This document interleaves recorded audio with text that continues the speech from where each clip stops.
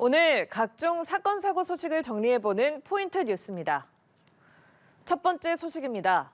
성매매 업주들로부터 금품을 받고 전문가용 촬영 장비를 동원해 자신의 성매매 장면을 후기 형식으로 온라인에 올린 30대 남성이 경찰에 붙잡혔습니다. 검은 부엉이라는 닉네임을 사용하는 이 남성은 카메라 관련 박사 과정을 수료한 유명 후기 글 작가로 경찰이 압수한 영상만 2,000개에 달했습니다. 서승택 기자입니다. 경찰이 인천의 한 주택가를 급습합니다. 방에서 고가의 렌즈와 카메라 여러 대가 발견됩니다.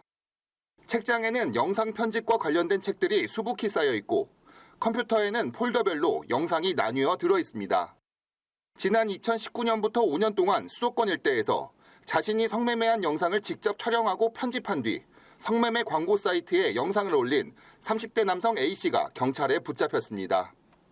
유명 성매매 후기 작가로 알려진 A씨의 닉네임은 검은 부엉이로 영상 한 건당 10만 원에서 40만 원의 돈을 받았습니다. A씨가 취득한 범죄 수익금은 5년간 총 12억 5천만 원에 달했습니다.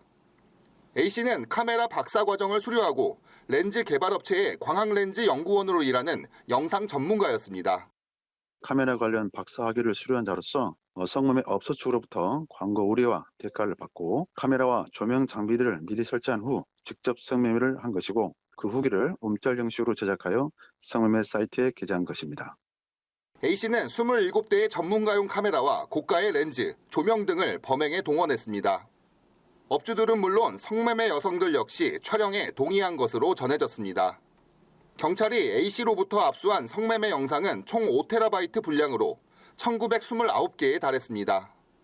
일부 영상은 성매매 여성의 예명과 나이, 업소 위치가 노출된 채 지인과 다른 작가들에게 유포된 정황도 포착됐습니다.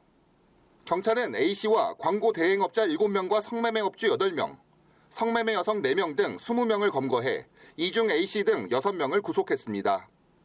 경찰은 사이트 운영진에 대한 수사도 이어가고 있습니다. 연합뉴스TV 서승택입니다. 두 번째 소식입니다. 일본도로 아파트 이웃 주민을 잔혹하게 살해한 피의자가 곧 재판을 받습니다.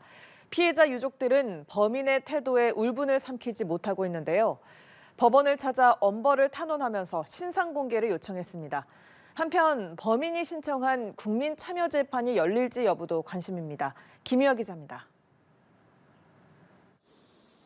지난 7월 말 이웃 주민에게 날 길이 75cm 일본도를 휘둘러 숨지게 한 백모 씨. 중국 스파이를 처단하기 위해 이 일을 하였습니다. 백 씨는 검찰 조사에서 망상에 빠져 범행을 저지른 것으로 드러났습니다. 재판에 넘겨진 후에도 백 씨는 같은 주장을 반복하며 국민참여재판을 신청했습니다. 유족은 범행 이후 보여진 백 씨 태도에 분노하며 시민 9,700여 명이 작성한 엄벌 탄원서를 검찰에 제출했습니다.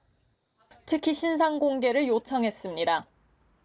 가해자의 만행이 드러나게 되었습니다. 가해자의 신상이 드러나지 않은 점에 대해서는 유족 입장에서는 이해할 수 없는 상황이고 앞서 경찰은 심신미약과 2차 가해 우려 등을 이유로 백 씨에 대한 신상공개 심의위원회 개최를 검토하지 않았습니다. 하지만 올해부터는 재판 단계로 이미 넘어온 가해자도 법원 판단에 따라 특정 중대범죄가 인정되면 신상 정보를 공개할 수 있습니다. 본 사건 같은 경우에는 해악이 매우 커 보이고 재판부가 신상정보 공개에 대해서는 과거보다 조금 더 적극적으로 인용을 해주고 있는 추세라고. 법원은 이르면 이달 중 백 씨에 대한 국민참여 재판과 신상정보 공개 여부를 결정할 전망입니다. 연합뉴스TV 김유아입니다. 다음 소식입니다. 출근길 직장 동료를 자택 앞에서 살해한 뒤 달아난 50대 남성이 경찰에 긴급 체포됐습니다. 경찰은 이 남성이 직장 내 업무 불화로 인해 계획적으로 범행을 저지른 것으로 보고 있습니다. 김경인 기자입니다. 승강기 문이 열리자 남성 2명이 뒤엉켜 있습니다. 한 남성이 다른 남성에게 마구 주먹을 휘두릅니다. 대나무에 묶인 흉기도 보입니다. 광주 서구 한 아파트 16층에서 사건이 발생한 건 9일 오전 7시 반쯤. 50대 남성 A씨가 직장 동료인 50대 남성 B씨에게 수차례 흉기를 휘둘렀습니다. B씨는 병원으로 이송 중 숨졌습니다.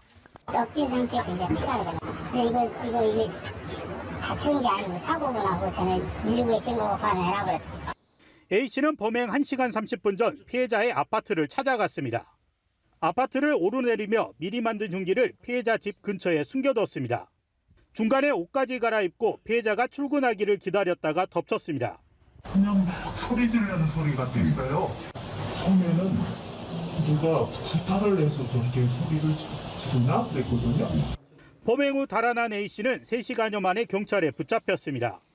경찰은 평소 피해자와 불화를 겪던 A씨가 사전에 범행을 계획한 것으로 보고 있습니다. 직장 동료고 친구처럼 가까이 지낸 사이니까 직장 동료가 맞아요. 서로 간에 일하면서 업무상의 불화로 그랬어요. 불화가 좀 있었대요. 경찰은 정확한 범행 동기를 조사한 뒤 A씨에 대해 살인 혐의로 구속영장을 신청할 방침입니다. 연합뉴스TV 김경일입니다. 마지막 소식입니다. 지구대 경찰관 업무 중에는 출동 대기 업무가 있습니다. 순찰차에서 대기하며 긴급 출동을 기다리는 건데요. 이때 한 순경이 지구대 앞을 지나는 차량이 수상하다고 느끼고 추격전 끝에 무면허 운전자를 잡아냈습니다. 이호진 기자입니다. 순찰차가 한 차량 뒤로 이동합니다. 경찰관이 내려 운전자 검문을 실시하는데 운전자는 그대로 줄행랑.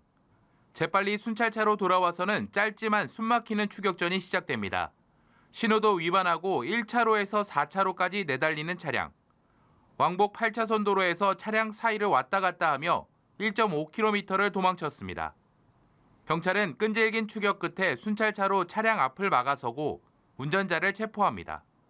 경찰관들이 출동 대기를 하면서 신호 대기 중인 차량의 번호를 조회해본 결과 차량 운전자 50대 A씨가 무면허 상태라는 점을 확인한 겁니다. 좀 지구대 앞에서 좀 주춤되는 듯한 그런 모습이 보여가지고 좀 그런 모습이 의심스러워가지고 처음에 차량 조회를 했는데 차량 소유주가 이제 과거의 음주운전으로 인해서 면허가 취소된 것을 확인하고 A씨는 2번 이상 음주운전을 해 지난 2022년 면허 취소 처분을 받았습니다.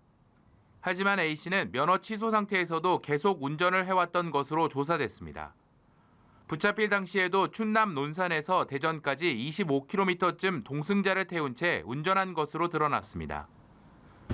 무면허 운전의 경우에는 1년 이하의 징역이나 300만 원 이하의 벌금에 처하게 됩니다. 무엇보다도 우리 시민의 안전에 직결되는 무면허 운전은 절대 하시면 안 됩니다. 경찰은 A씨를 도로교통법 위반 혐의로 불구속 송치했다고 밝혔습니다. 연합뉴스TV 이호진입니다.